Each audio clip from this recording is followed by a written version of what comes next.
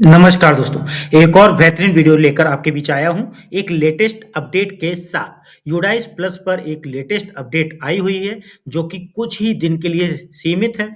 तो आपसे रिक्वेस्ट है कि वीडियो को पूरा देखिए और इसका फ़ायदा उठाइए, जिससे कि आपका कार्य आसान और समय पर हो सके। तो ये यूडाइस की अपडेट है, कक्षा 1 से लेके 12 तक के सभी बच्चों की एडमिशन अब आप खुद से कर सकेंगे। यानी 1 से 12 तक के बच्चों को ऐड करने का ऑप्शन अब आपके सामने है। तो इस प्रक्रिया को समझते हैं इस वीडियो में, यूडाइस पर स्टूडेंट मॉड्यूल में लॉगिन करके। तो गूगल को ओपन कीजिए और यहाँ टाइप कीजिए यूडाइस एसडीएमएस, ठीक है? और इसे सर्च कर लीजिए। सर्च करने के बाद आपके सामने ये sdms.udisplus.gov.in का लिंक है, इसी पर क्लिक करें। अब आप यहाँ पर अपना स्टेट सिलेक्ट कर लेंगे। जैसे मैंने यहाँ पर स्टेट ले लिया अपना उत्तर प्रदेश और गो पर क्लिक करेंगे। इसके बाद आप यूजर आईडी में यूडाइस कोड, पासवर्ड और कैप्चा डालकर लॉगिन पर क्लिक करें। इसके बाद आप करंट एकेडमिक ईयर 2024-25 पर क्लिक करें।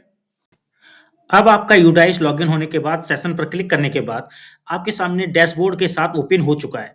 इस स्क्रीन पर आप देख सकते हैं कि क्लास वाइज रिकॉर्ड्स आपको दिखेंगे, स्टूडेंट्स में बॉयज और गर्ल्स का डेटा, जिसके लास्ट में ही आपको क्लास 1 में जो ऐड स्टूडेंट ऑप्शन दिखा करता था, उसके नीचे देखिए सभी क्लासेस में ऐड स्टूडेंट ऑप्शन आ चुका है, ठीक है? और व्यू मैंने जो पहले से आता था वो तो है ही है साथ में, और एक और ऑप्शन साथ में आया है इंपोर्ट स्टूडेंट करने का।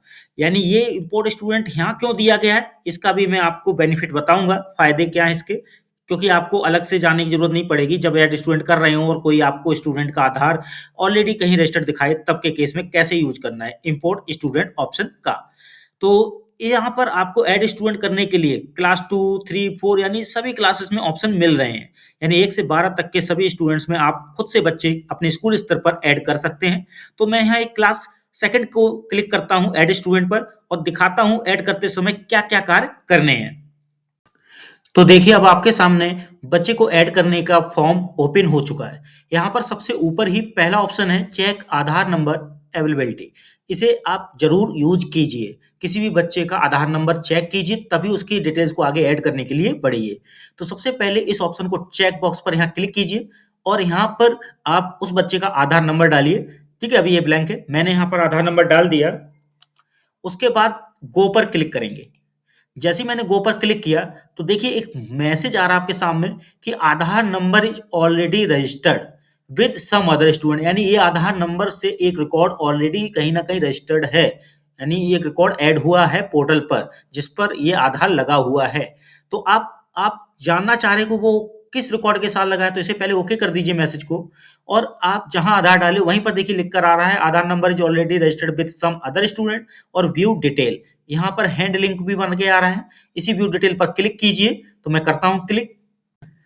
व्यू डिटेल पर क्लिक करते ही आपके सामने ट्रैक बाय डिटेल्स करके एक पॉपअप बॉक्स आएगा, जिसमें डिटेल मिलेगी, सीरियल नंबर, यूडाइस कोड बच्चे का जहां पर रजिस्टर्ड है, स्कूल का नाम भी रहेगा, स्टूडेंट का पैन नंबर भी मिलेगा आपको जहां पर ये आधार रजिस्टर्ड है, स्टूडेंट का नाम दिखेगा, क्लास दिखेगी, सेक्शन दिखेगा और हेड ऑफ स्कूल यानी उसके प्रिंसिपल का नाम, डेजिग्नेशन, कॉन्टैक्ट नंबर भी दिखेगा।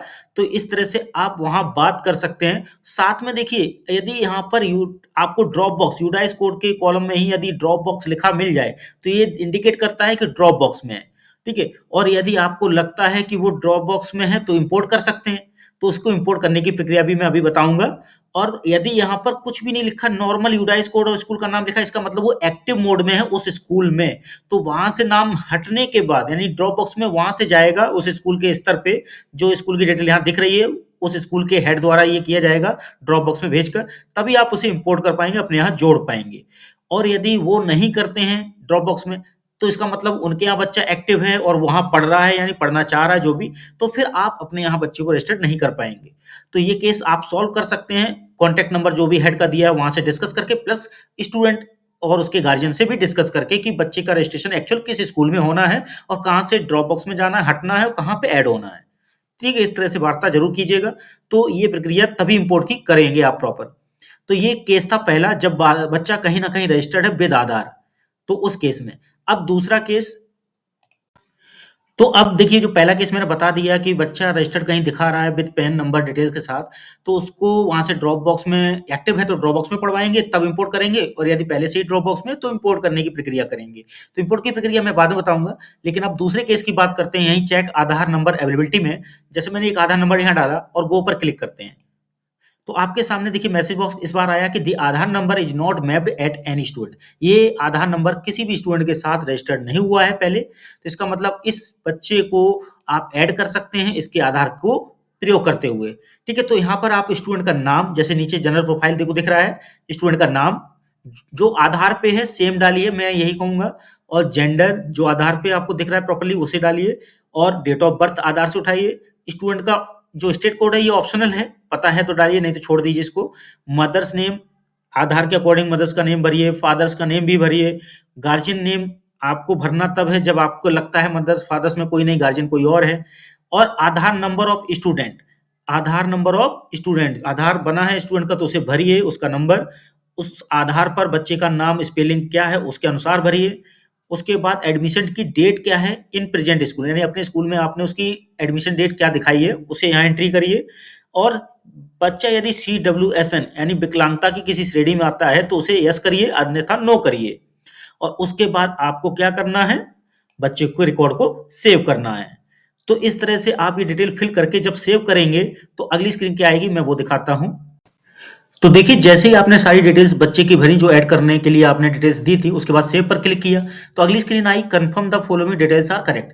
तो जो चेक बॉक्स आपको दिख रहे हैं, छोटे छोटे चेक बॉक्स हैं, यहाँ पे हो सकता है स्क्रीन में सही से दिख ना रहे हो, पर ये ध्यान से गौर से देखिएगा। देखिए चेक बॉक्सेस बने हैं, ठीक है, ये आपको टिक करने होते हैं। ठीक है, यहाँ लिखा हुआ है please select all check boxes to add student, यानी स्टूडेंट को जोड़ने के लिए सारे चेक बॉक्स सिलेक्ट करने होंगे। तो मैं सारे चेक बॉक्स सिलेक्ट कर लेता हूँ। ठीक है, ये हो गए। अब आपको यहाँ चेक करना है ये डिटेल्स, यदि सारी डिटेल्स सही हैं तो आपको कंफर्म कर देना है। यदि यहाँ पर कोई भी डिटेल में संशोधन है तो कैंसिल करके फिर से उसी बैक पेज पर ही आपको डिटेल जहाँ सेव की थी अभी संशोधन कर लीजिए, चेंज कर लीजिए, जो भी करना है उसको चेंज करने के बाद फिर सेव कीजिए, फिर से आपके सामने यही स्क्रीन आ जाएगी। और फिर डिटेल्स सारी एक बार देख के कंफर्म कर दीजिए। तो मैं यहाँ देख रहा हूँ अपनी डिटेल्स सारी सही लग रही हैं, मैंने कोई गलती नहीं की है एंट्री में। तो इस तरह से मैं इसे सारे चेक बॉक्स टिक करने के बाद कंफर्म करता हूं और देखता हूं आगे की स्क्रीन। तो देखिए स्टूडेंट का नोटिफिकेशन मैसेज आ गया जो अभी कंफर्म करके ऐड किया।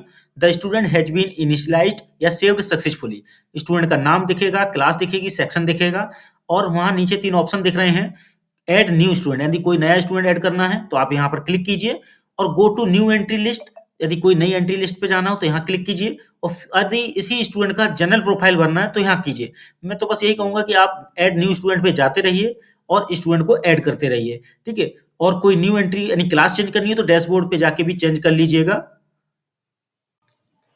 तो देखिए एक बार मैं फिर से आपको एक स्क्रीन दिखा रहा हूं जहां पर कंफर्म करने के लिए आता है पेज। तो उसके बाद एक और नया केस आपको देखने को मिल सकता है जब आप कंफर्म कर रहे हो। अभी तो आपने देखा था बच्चा सेव्ड हो गया सक्सेसफुली, ठीक है, ऐड न्यू एंट्री और ये आपको फिल जीपी जनरल प्रोफाइल का ऑप्शन मिल गया था।